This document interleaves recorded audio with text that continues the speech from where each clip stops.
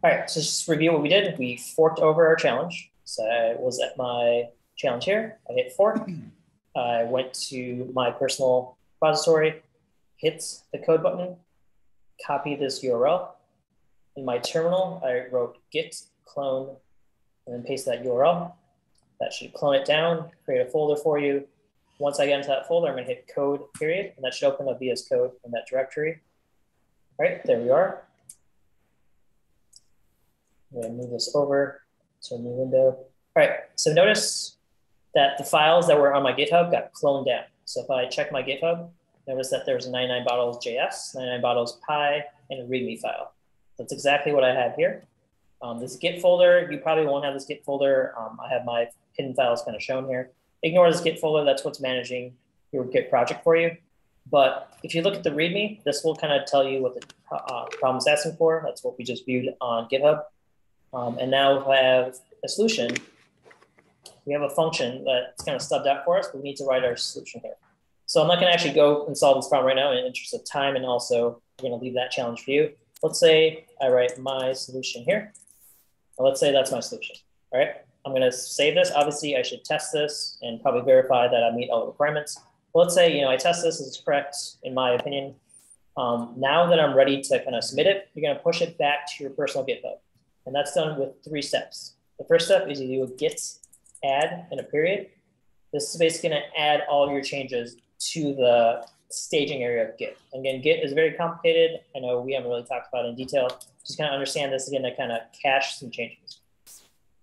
Git commit is going to push those changes to your staging area. So if I do git commit -m, you usually want to provide a detailed description of what this commit is doing. Usually, like if you added a feature, you might be like added a new feature to this project. In this case, I'm going to say solved challenge in JS. All right, so some descriptive message, that's -m, is saying you're providing a message, and you provide a string that specifies what you just did. So I solved the challenge in JavaScript, so that's my message. And the last thing you want to do is git push origin. Again, these steps should be listed on the curriculum page, so they're not coming out of thin air. But I forked it over. We cloned it down doing git clone and your repo link. Ignore the branch part. I'm not going to deal with that right now. Update whatever work you need to do. So I committed my solution. Add the changes. So git add file name, or if you just do a period, that's going to add all the file names to your Git project. Commit the changes. That's what we just did. You could have multiple commits, so you're not limited to one commit. So if you make a change, you want to have a save point, you could do a git commit to kind of save that, so you go back to it. Once you're ready to kind of submit your entire solution, you would do a git push origin, name a branch. But in this case, if you're not using a branch, you can omit that. So I'm going to do git push origin. All right, password, I need to set this up myself. But what this effectively has done is basically committed it back to GitHub. So again, GitHub is a cloud-based service. It's a way for developers to kind of share and collaborate. So it stores it on the web or in the cloud, I guess. And what I've done with git push is actually push it back to the cloud. When I did a git add and git commit, that's still storing it at my local machine. So, unfortunately, let's say my computer totally crashed and I lost all my files. If I only did these 2 steps, I will not be able to kind of get my project back.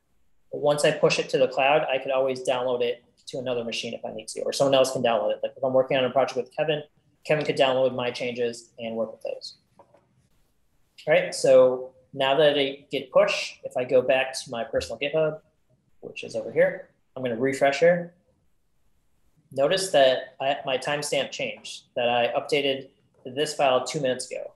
But the Python file, README file, those have been unmodified. So whenever they're created or last modified, that's the timestamp.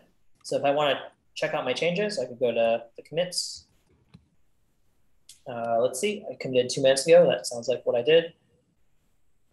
All right, so this will kind of show you your changes. I basically removed one line and added another one. So you always want to review your changes, make sure you are committing what you actually intend to. But let's say this is exactly what I want to commit. This looks like my solution, great. The last thing you want to do is submit a pull request. This is how we kind of track your changes and see that you guys are actually completing these challenges or attempting them. So if we go to pull requests, there's a tab on your personal GitHub. I'm going to click that. And now I'm going to open a new pull request. All right. So I'm going to do that. Again, review my changes. This is the only thing I changed. Looks good. I'm going to do create pull requests and then add in maybe my name. So let's say Conquer's solution for, I don't know, something descriptive. You don't have to put anything in the comment section.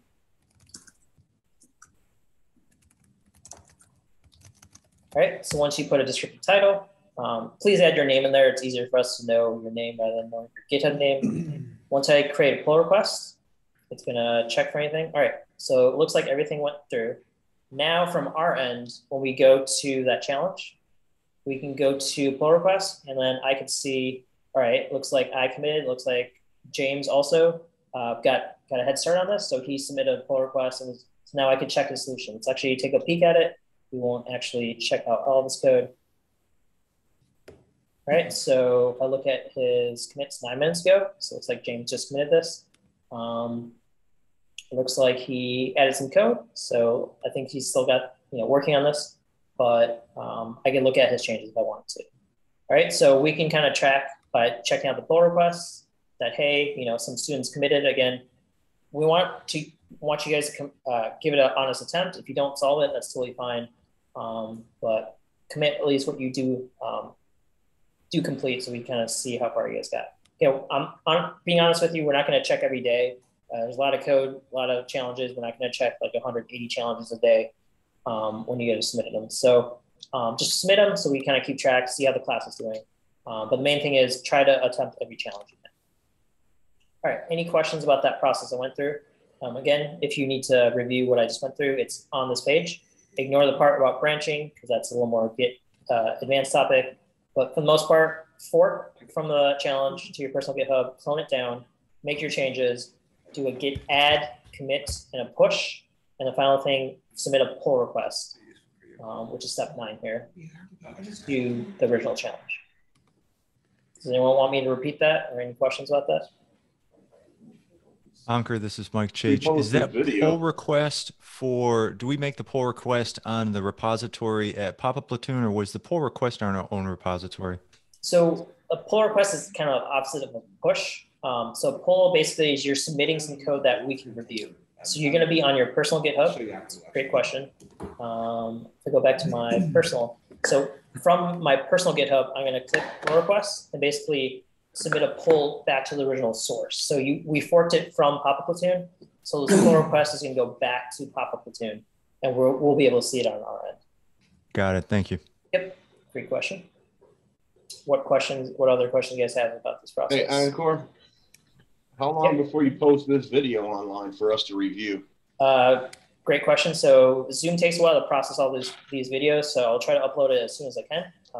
I actually need access to our YouTube channel, which I don't have right now, but we'll try to get it up ASAP. I'll post a message in the Papa channel once they're all up, but we'll try to have it up as soon as possible.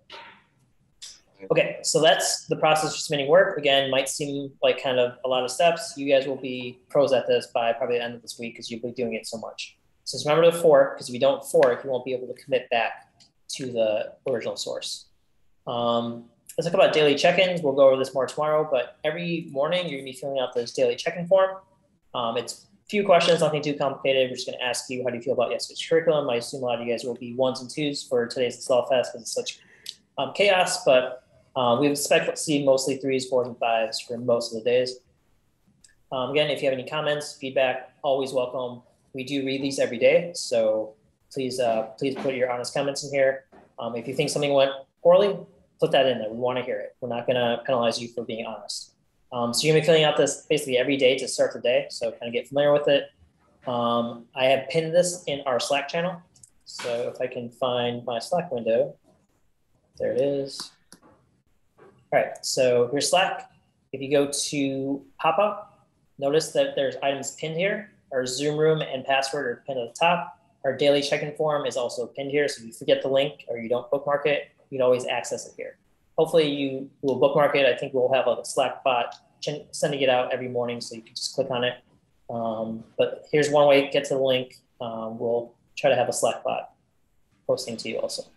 right, so fill that out every morning, and we'll remind you for the first few days, but you guys should get in the habit of filling it out to start every morning. Right, that covers the daily check-in form. Again, we'll mention it more tomorrow. Next up, again, I know today we're running short on time. Usually you'll have a full 4 hours to work on your challenges. If you do finish early, we have suggestions for what you can kind of work on, help others, go through more challenges, interview cake, a lot of resources. Again, use your time wisely. One of the things we said for success is putting in extra time. So if you finish early, that doesn't mean you should necessarily consider yourself done. Try to get ahead, watch tomorrow's video, do whatever you can to use that time wisely. We talked about videos. They should be up on YouTube. Usually our lectures will be done before lunch, and we'll post the videos so they'll be available by the end of lunch. I say usually because, again, Zoom can take a long time and YouTube takes a while to process the videos too. So it is some time-intensive work for Zoom and YouTube. All right, we also have student resources. I'm actually not sure what's contained in here, but it looks like students along the way have provided you with resources. So if you're stuck on something, check this out. There's not too much in here, but we're looking to kind of add on to this. So if you have any resources that you highly recommend, kind of add that in there as you get time. Okay, so that completes pretty much all the stuff we want to go over today. Go to week 1 again. Challenges are at the bottom of each day. So October 4th, we got 2 challenges. We went through Install Fest. I know a lot of you guys are still kind of stuck on various stages. We're going to try to help you out. So again, please respond to my thread or my post in Slack. So go to Pop Up Questions.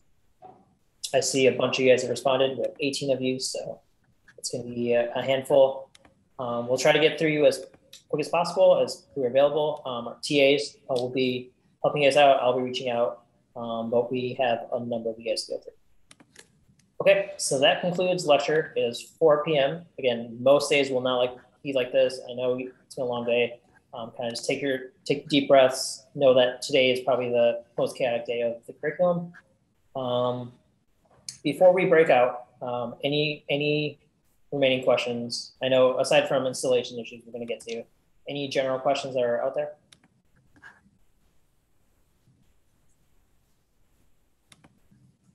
Going once, going twice. All right, so if you were one of the few lucky ones to get through all your installations, congrats. Start on the challenges. There's 2 or 3 of them for today. Get as far as you can. Try to complete them by tomorrow morning. We will try to go over one of the challenges tomorrow, given time. Also, if you have installation issues, again, we'll try to get to you. We might need to go extra hours. Apologies for a long day today, but we want to get you all up and coding by the end of today, ideally. All right, you guys good? I'll take that silence as maybe. Okay, so work on challenges, or we'll reach out. Try to help each other out. If you had an error and you overcame it, try to see if another student had the same error. We're going to try to get through this together. All right.